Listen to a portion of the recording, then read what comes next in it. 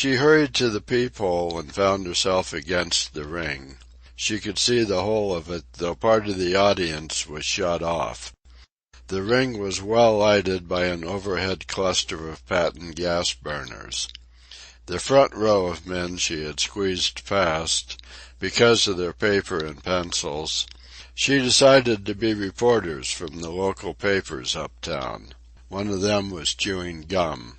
Behind them, on the other 2 rows of seats, she could make out firemen from the nearby engine house and several policemen in uniform. In the middle of the front row, flanked by the reporters, sat the young chief of police. She was startled by catching sight of Mr. Clausen on the opposite side of the ring. There he sat, austere, side-whiskered, pink and white, close up against the front of the ring.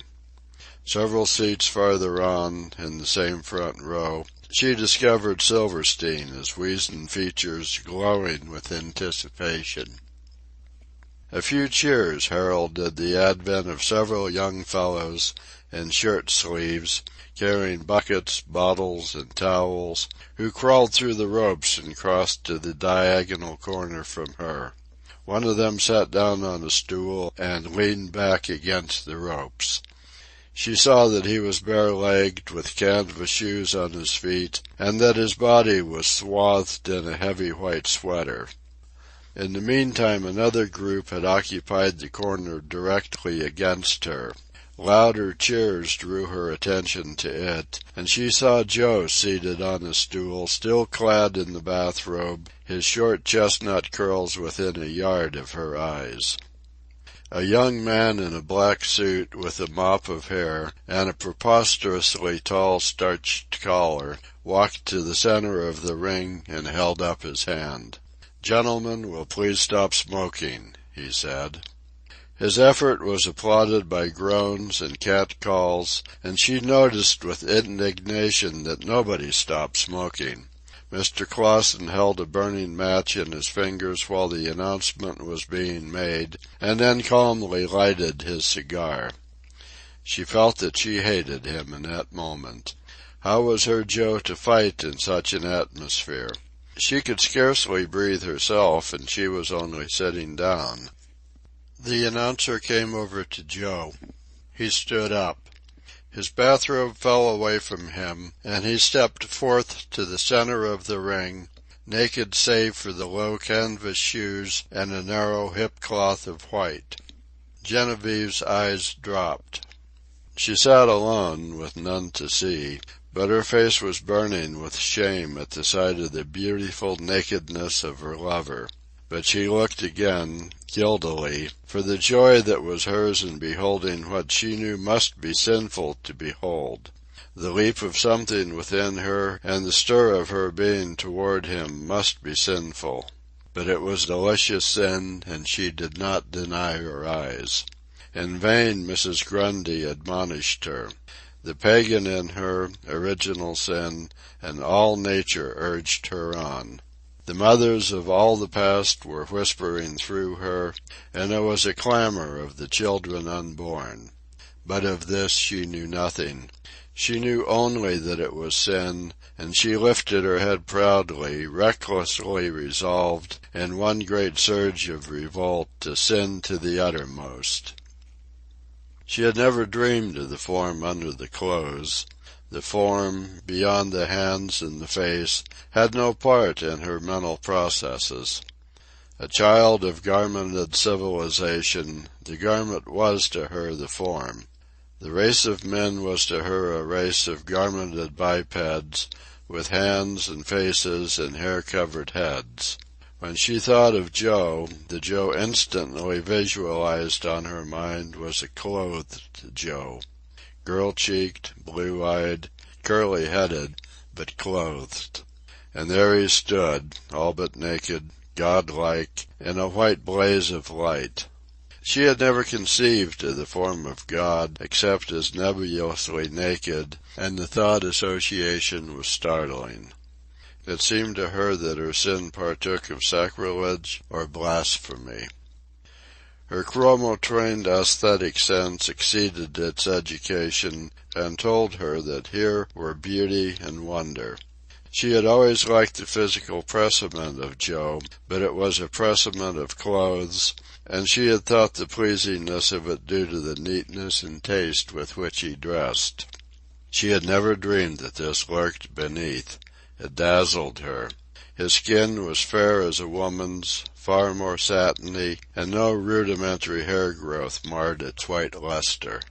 This she perceived, but all the rest, the perfection of line and strength and development, gave pleasure without her knowing why. There was a cleanness and grace about it.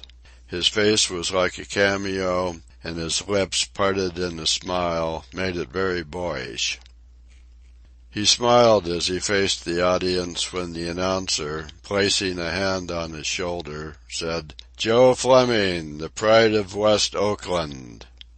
Cheers and hand-clapping stormed up, and she heard affectionate cries of, "Oh, you Joe!"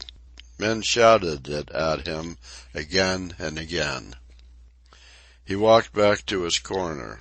Never to her did he seem less a fighter than then. His eyes were too mild, there was not a spark of the beast in them, nor in his face, while his body seemed too fragile, what of its fairness and smoothness, and his face too boyish and sweet-tempered and intelligent. She did not have the expert's eye for the depth of chest, the wide nostrils, the recuperative lungs, and the muscles under their satin sheaths. Crypts of energy wherein lurked the chemistry of destruction. To her he looked like a something of Dresden china, to be handled gently and with care, liable to be shattered to fragments by the first rough touch. John Ponta, stripped of his white sweater by the pulling and hauling of two of his seconds, came to the center of the ring. She knew terror as she looked at him. Here was the fighter, the beast with a streak for a forehead, with beady eyes under lowering and bushy brows, flat-nosed, thick-lipped, sullen-mouthed. He was heavy-jawed, bull-necked, and the short, straight hair of the head seemed to her frightened eyes the stiff bristles on a hog's back. Here were coarseness and brutishness, a thing savage, primordial, ferocious. He was swarthy to blackness, and his body was covered with a hairy growth that matted like a dog's on his chest and shoulders. He was deep-chested, thick-legged, large-muscled, but unshapely. His muscles were knots, and he was gnarled and knobby, twisted out of beauty by an excess of strength. "John Ponta, West Bay Athletic Club," said the announcer. A much smaller volume of cheers greeted him. It was evident that the crowd favored Joe with its sympathy. "Go in and eat 'em, Ponta, eat 'em up," a voice shouted in the lull. This was received by scornful cries and groans. He did not like it, for his sullen mouth twisted into a half-snarl as he went back to his corner.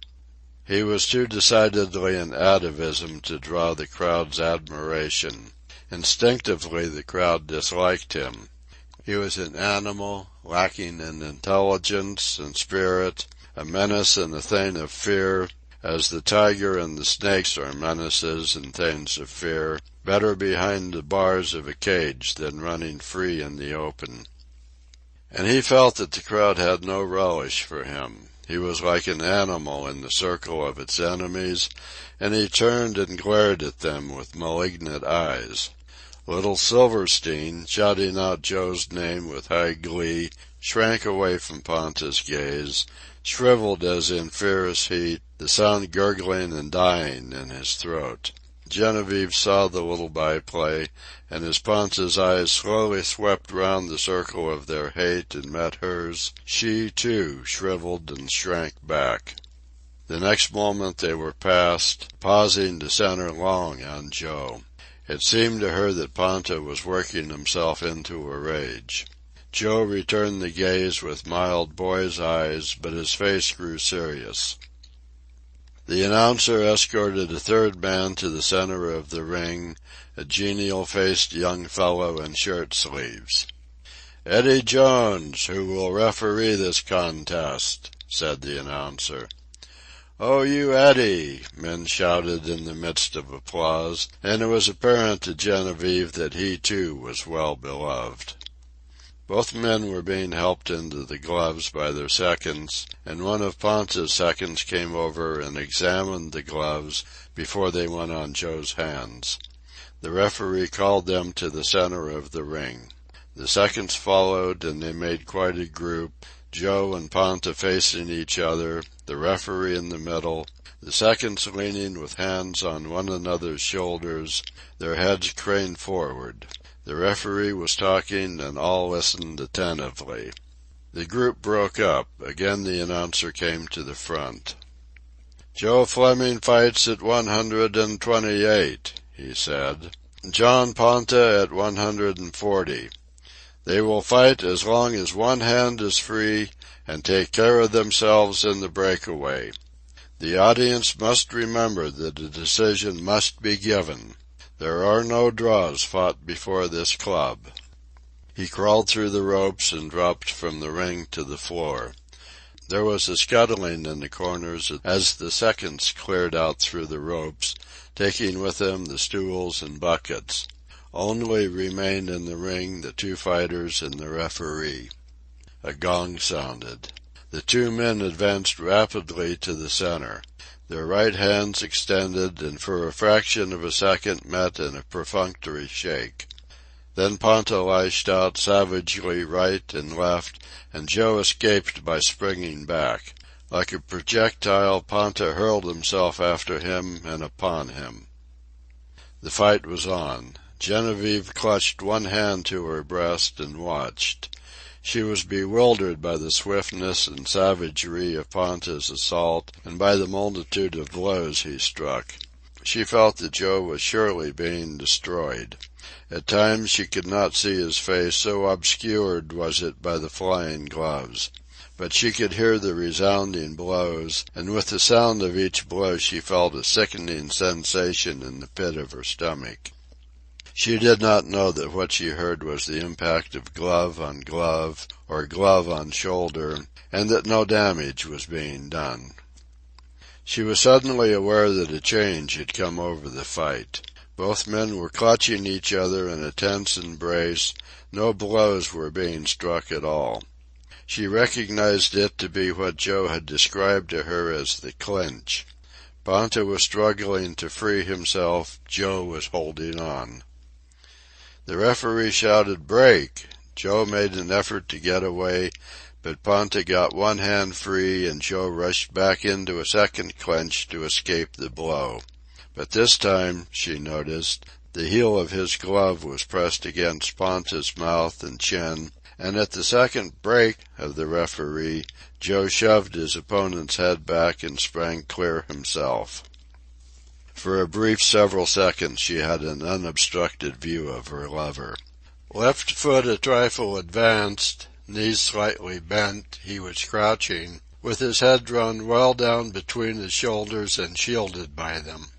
His hands were in position before him, ready either to attack or defend. The muscles of his body were tense, and as he moved about she could see them bunch up and writhe and crawl like live things under the white skin. But again Ponta was upon him and he was struggling to live.